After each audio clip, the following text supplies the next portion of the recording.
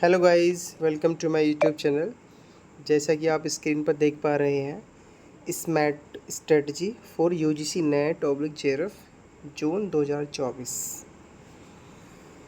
तो हम जून 2024 के नेट जेआरएफ के लिए स्मार्ट स्ट्रेटजी पर बात करेंगे कि पहले ही अटेम्प्ट में आप किस तरीके से अपनी सफलता को सुनिश्चित कर सकते हैं। मेरी तरह जैसे कि मैंने back to back 5 times NET 4 time NET 1 time JRF, तो मुझे नेट से लेकर के जेआरएफ तक का सफ़र तय करने में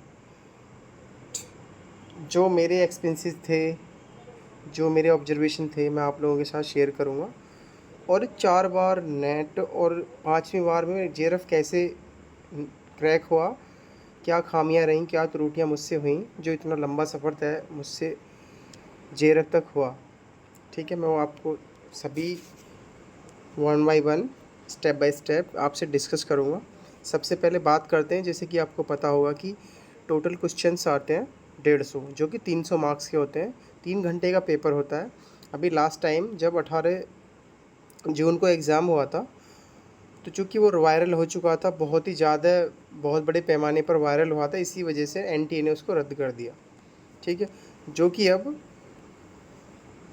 21 अगस्त 2024 से लेकर के 4 सितंबर 2024 को कंडक्ट होगा। सीबीटी मोड पर होगा। It means computer based test. Okay, तो आपको अपना mind set online computer based के अकॉर्डिंग ही सेट करना होगा, क्योंकि सबको पता कि जो ऑफलाइन पेपर होता है वो बहुत इजी होता है, क्योंकि लगातार 3 घंटे पेपर सॉल्व करने के लिए स्क्रीन को लगातार देखते रहना बहुत ज़्यादा टिपिकल हो जाता है, हेडेक होने लगता है। जो मैंने फेस किया है, जो मैंने ऑब्ज़र्व किया है, क्योंकि मुझे बहुत ज़्यादा, बस जैसे ही मैंने सब्जेक्ट वाला पेपर सॉल्व किया, तो मुझे लगता था कि बस अब जल्द से फटाफट इसको बंद करो और स्क्रीन से अपना चेहरा हटाओ। खैर, वो अलग बात है। बात करते हैं हम स्ट्रेटजी पर। तो सबसे पहले बहुत ज़्यादा बात ना करते हुए हम बात करेंगे स्ट्रेटजी किस तरीके से हमारी होनी चाहिए। तो कॉमन पेपर की बात करते हैं, जैसे कि सभी के लिए एक जैसा होता है वो।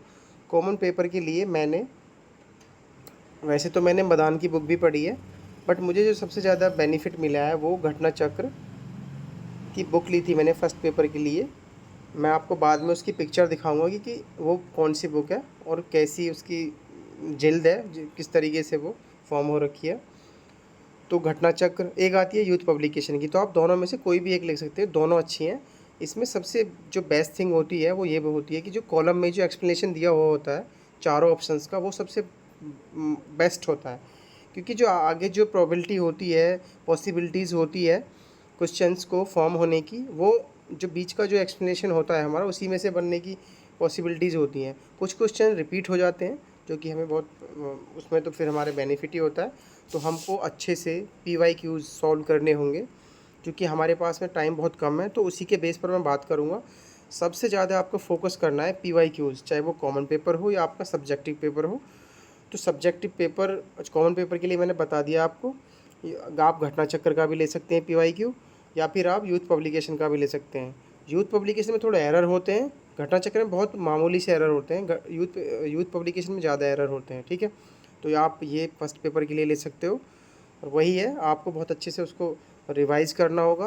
और जो भी आपको लगे कि हाँ ये क्वेश्चन रिपीट हो सकता है, ये अच्छा रिलेवेंट क्वेश्चन है, तो आपको टिक कर लेना, ताकि आपको रिवीजन करने में आसानी हो। ठीक है, अब बात करते हैं सब्जेक्टिव पेपर की। तो सब्जेक्टिव पेपर में आप घटना चक्र का सॉल्व पेपर ले सकते हैं, जिसे PYQ भी बोलते हैं, या यूथ पब्लिकेशन का भी ले सकते हैं जिसको। ठीक है, उसमें TGT, PGT, assistant professor, net JRF, other state के भी असिस्टेंट प्रोफेसर के भी सॉल्व पेपर मिल जाएंगे देखने को। कौन से में? यूथ पब्लिकेशन में। यदि मैं बात करूँ घटना चक्री, उसमें केवल UGC नेट के ही मिलेंगे आपको। ठीक है, UGC नेट के PYQs मिलेंगे। तो मेरे पास में तो दोनों है, मैंने बहुत अच्छे से बहुत पढ़ा है उनको, बहुत बारीकी से पढ़ा है मैंने, शॉर्ट नोट्स भी बनाए हुए हैं उसमें। तो बात ये होगी हमारी PYQs की। आपको PYQs कैसे पढ़ना है, आपको ध्यान में ये चीज़ें रखनी है, क्योंकि आप सबसे पहले आप सिलेबस को देख लेंगे, अच्छे से माइंड में सेट कर लेंगे सिलेबस। और सिलेबस में भी जब आप PYQs कवर करोगे, सोल्व करोगे, तो आपको इस कदर पहले तो आपको पूरी बुक को वर्बली पढ़ लेना है। लास्ट 10 ईयर के क्वेश्चंस को तो बहुत अच्छे तरीके से आपको देखना है, और ये ऑब्जर्वेशन रहना चाहिए आपका कि किस तरीके से पैटर्न को फॉलो किया जा रहा है, किस टॉपिक से ज़्यादा क्वेश्चन बनने हैं, किस सब्जेक्ट से ज़्यादा टॉपिक बने। जैसे कि हमारे पास में 10 यूनिट होती हैं, तो हर यूनिट में हर सब्जेक्ट अलग होता है। कौन सी यूनिट में ज़्यादातर क्वेश्चंस बन रहे हैं, थिंकर्स में बन रहे हैं या थ्योरी में बन रहे हैं, कंपैरेटिव पॉलिटिक्स में बन रहे हैं, कॉन्स्टिट्यूशन में बन रहे हैं, इंडियन पॉलिटी से बन रहे हैं, फॉरेन पॉलिसी से बन रहे हैं, इंटरनेशनल रिलेशन से बन रहे हैं, पब्लिक एडमिनिस्ट्रेशन से बन रहे हैं, एक्सेट्रा। ठीक है, तो आपको खुद ऑब्जर्व करना है किससे ज़्यादा बनने हैं। और इसमें क्या होता है कि देखो, रिपीट सबसे ज़्यादा बुक्स और राइटर के नेम होते हैं, जो मैचिंग के लिए भी आ जाते हैं कभी कभी। कभी क्रोनोलॉजी में बुक्स आ जाती हैं, कभी क्रोनोलॉजी में जो थिंकर्स हैं वो आ जाते हैं। ठीक है, तो आपको ये अच्छे से ऑब्जर्व करना है। जब आप सॉल्व करोगे क्वेश्चन पेपर, तो आपको पीवाईक्यू को बहुत अच्छे से देखना है, कैसा लैंग्वेज होती है, कैसे उसके क्वेश्चंस का नेचर होता है, ऑप्शन का कैसा नेचर होता है। आपको उसको पकड़ना है और कमीशन की लैंग्वेज को पकड़ना है और आगे बढ़ना है। ठीक है, और जो उसमें कॉलम में सबसे बेस्ट सबसे इम्पोर्टेंट थिंग ये है कि जो कॉलम में एक्सप्लेनेशन दिया हुआ होगा, आपको बहुत अच्छे से फोकस करना है। और कुछ जो भी आपको लगे कि हाँ ये रिलेवेंट पॉइंट है, आपको उसको हाईलाइट करना है, हाईलाइट करके आगे बढ़ना है। हाईलाइट इसलिए करना ताकि जब आपका एग्ज़ाम से पहले आप रिवीजन करने में आपको आसानी हो। ठीक है, कम समय में फटाफट आपका रिवीजन हो जाए। और हो सके क्योंकि आपके पास में बहुत कम समय है। ठीक है, तो आपको जैसे पढ़ते पढ़ते बहुत नींद आने लगती है, तो उस नींद को कैसे भगाया जा सकता है। आपको एक रजिस्टर लेना है और पेन उठाना है, क्योंकि मैं ऐसे ही करता था तो नींद चली जाती थी। ठीक है, तो आपको जो भी रिलेवेंट पॉइंट है कि भाई ये मुझे याद नहीं हो रहे हैं, तो इनको मैं बार बार पढ़ूंगा। तो आप बार बार किताब तो खोलोगे नहीं, तो आपको आपके अपने रजिस्टर में आपको नोट डाउन करना है और आगे बढ़ना है। जैसे ही आपकी नींद भग जाए तो तुरंत आप रिवीजन करना स्टार्ट कर दिए। कॉपी पेन एक साइड रख दीजिए, क्योंकि इतना वक्त नहीं है आपके पास में। तो सॉल्व पेपर को आपको अच्छे से क्या नाम है, रिपीट करना है बार बार। कम से कम एग्ज़ाम तक आपको 3 बार, कोशिश ये रहे कि आपको ना पूरा घटना चक्र या फिर यूथ पब्लिकेशन 3 बार रिवीजन करना है। एक आपको पूरा फोकस ना पीवाईक्यूज़ पे देना है, क्योंकि इतना टाइम है नहीं आपके पास में। मैं ये एक्सपेक्ट करके चल रहा हूँ कि आपका जो पॉलिटी वगैरह ये मतलब बहुत हद तक कवर हो चुका होगा। ठीक है, फ्रेशर्स के लिए हम कभी फिर बनाएंगे, जो यदि वो कमेंट में ये डालते हैं कि फ्रेशर्स के लिए किस तरीके से स्टार्टअप होना चाहिए हमारा सब्जेक्ट या कॉमन पेपर, उनके लिए मैं बाद में बात कर सकता हूँ। क्योंकि हमारे पास में 1 महीना, तो मैं एक्सपेक्ट करके चल रहा हूँ आपने थोड़ी बहुत तो तैयारी की होगी। नहीं भी किया ना, आप जो जैसे मैं बता रहा हूँ आप उस स्ट्रेटजी को फॉलो करोगे, तो आई मेक श्योर कि आपका नेट तो एटलीस्ट लिखने का ही निकलेगा। और जो पहले से तैयारी कर रहा है, नेट निकल चुका है, जेआरएफ के लिए फ़ाइट कर रहा है, तो उसको बहुत ज़्यादा बूस्टअप मिलेगा मेरी स्ट्रेटजी से। क्योंकि मेरी खुद की स्ट्रेटजी है, मैंने ना ही कोचिंग ली है, मैंने मेरा ऑब्जर्वेशन है, सेल्फ स्टडी की है मैंने। ओके, तो मैं उसी पर बात कर रहा हूँ। तो जैसे कि मैंने बताया, आपको पीवाईक्यूज़ बहुत अच्छे से सॉल्व करना है। कोशिश ये रहनी चाहिए कि एग्ज़ाम से पहले 3 बार आपको रिवाइज़ करना है किसी भी कोई मैथ पर। ठीक है, और एक बुक है राजेश मिश्रा सर की गाइड बुक है, उसको आपको पढ़ना है। ठीक है, लेटेस्ट वाला एडिशन लेना। ठीक है, उसको पढ़ना है। वो बहुत शॉर्ट नोट्स है, उसमें बहुत ही रिलेवेंट उसमें मटेरियल दे रखा है। और आपका ये घटना चक्र हो गया। ठीक है, और पॉलिटी, लक्ष्मीकांत पॉलिटी मैं एक्सपेक्ट कर रहा हूँ आपने पढ़ ली होगी। और कुछ उसमें सिलेक्टेड टॉपिक हैं, जैसे कि राष्ट्रपति हो गया, स्पीकर हो गया, गवर्नर हो गया, लोकसभा राज्यसभा होगी, और अमेंडमेंट हो गई, कुछ सिलेक्टेड आर्टिकल्स हैं।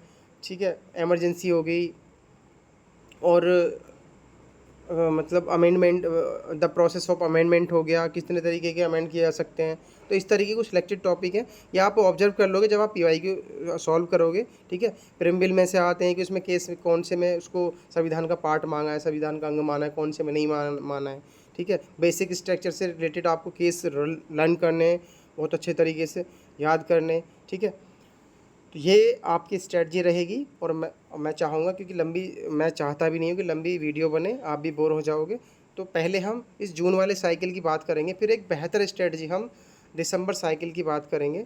जो हमारा नेट दिसंबर साइकिल होगा, उस पर बहुत अच्छे से हम बात करेंगे, ताकि जो आपका जो टाइम मिलेगा उस बीच में ही आपको अच्छी तैयारी करके आप जेआरएफ क्लियर कर सकें। ठीक है, तो मेरे साथ बने रहने के लिए बहुत बहुत धन्यवाद। और मैं चाहूँगा कि आप मुझे सपोर्ट करें, सहयोग दें। आप कमेंट करें, लाइक करें, और मेरे चैनल को सब्सक्राइब करें, ताकि मुझे इंस्पिरेशन मिले या एप्रिसिएशन मिले आपकी तरफ से, ताकि मैं और ज़्यादा से ज़्यादा बेहतर तरीके से आपके साथ में मटेरियल डिस्कस करूं। और जो मेरे नोट्स हैं, मेरे खुद के बनाए हुए नोट्स हैं, मैं उनको चैप्टर वाइज आपके साथ डिस्कस करूंगा। बहुत ही सिंप्लीफाई तरीके से मैं आप तक पहुंचाऊंगा उस इन्फॉर्मेशन को। तो again thank you very much, इतना टाइम तक मेरे साथ बने रहने के लिए। और और भी ज़्यादा बेहतर वीडियोस बनाने के लिए, या कोई भी आपका कोई डाउट है या कोई क्वेश्चंस है, उस पर आप कमेंट कर सकते हैं। और मुझे लगेगा कि मैं इस पर वीडियो बनाऊँ तो मैं आपको वीडियो बनाऊँगा, ठीक है। So thank you very much, keep watching, keep watching. Okay, bye, have a nice day, good night.